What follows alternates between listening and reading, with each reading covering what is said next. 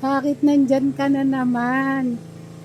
Hoy, ano na naman ginagawa mo dyan? Ha? Huwag kang pupunta sa kabila ha. May mga aso dyan, may mga pusa dyan. August! Ay, huwag ka dyan, gago ka. Bumalik ka sa bahay.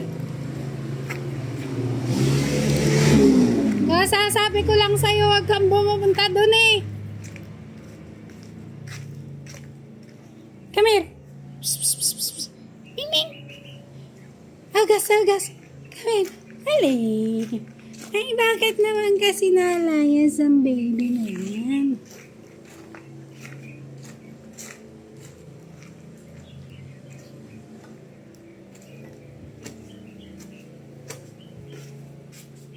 Diyan ka lang.